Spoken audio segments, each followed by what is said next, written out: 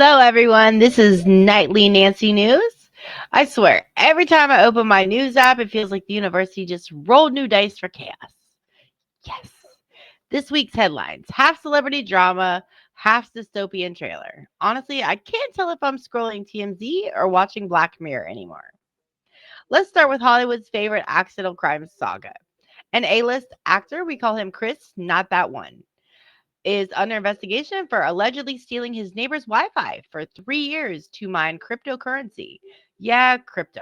Using stolen Wi-Fi. Well, apparently when the FBI showed up, his defense was, I thought bandwidth was free. If you can manifest it, you can't make this up. Somewhere Elon Musk is slow clapping and approve. Meanwhile, Kim Kardashian is in the middle of what the internet is calling the Great Clone Conspiracy. Rumor has it, she sent a deep fake version of herself to a fashion event while staying home binging Netflix. Fans are analyzing footage frame by frame like forensic scientists. Her nose angle at timestamp 47 seconds doesn't match the Paris lookbook from last fall. I'm not saying she's a clone, but I'm also not saying it.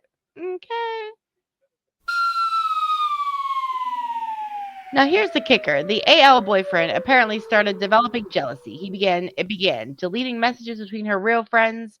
Then it ordered her groceries, just meat and batteries. I don't know if it's love or just the beginning of iRobot, the divorce edition. Music news is no longer safe. Taylor Swift dropped a song called Glitch in My Heart, and the fans are decoding it like an FBI case file. Some swear it references a simulated universe, others think it's about her coffee maker. I love Swifties. They treat a single emoji like a national security leak. Then, on top of that, there's Drake, who released an NFT that supposedly changes color depending on your mood. Except plot twist, it started changing colors randomly, including for people who didn't even buy it. Experts can't believe it. Fans are terrified. Somewhere a programmer is probably whispering, it wasn't supposed to be alive.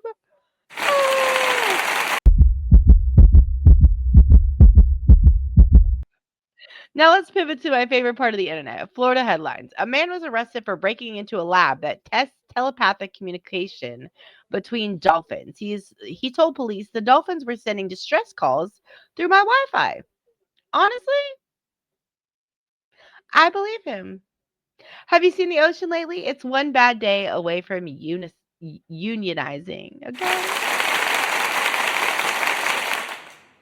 Meanwhile, in Los Angeles, influencers are now hosting AI seance parties. You sit in a circle, connect your devices, and let ChatGPT generate spiritual messages from your ancestors. One woman claims her great grandmother texted her from beyond the grave.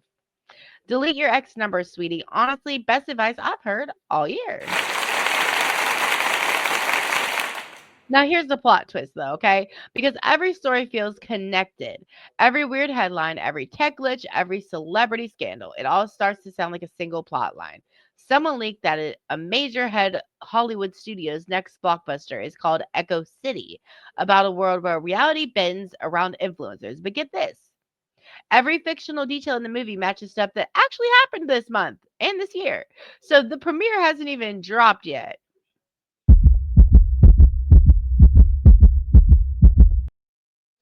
And now Twitter's convinced we're living in pre release marketing for a simulation that's slowly self aware. I don't know whether to laugh or log off permanently. Speaking of reality slipping, scientists just confirmed that a major AI news outlet accidentally published 15 completely fake stories written by a bot about real celebrities. None of it happened. Now, if you were in college, what's that called? Plagiarism? Hello. But it went viral again. Anyways, someone even got sued over one of the fake stories. And the AI issued an apology and read, I regret your confusion. That's not comfort. This is the sound of Skynet practicing customer service. Meanwhile, True Crime just got a digital sequel. Remember the influencer who faked her own kidnapping last year? She's back selling a podcast about my journey to self rediscovery. I listened to an episode. It's part therapy, part performance art, and part fever dream. Okay. She said her spiritual awakening, quote, quote, began when she realized her iPhone flash was a metaphor for inner truth, quote, quote.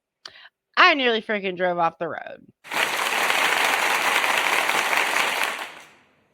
Then there's politics. I promised myself I wouldn't go to there today, but oh my God, the headline writes itself. A congressman, okay, accidentally deep faked himself into a campaign ad with himself from 1998.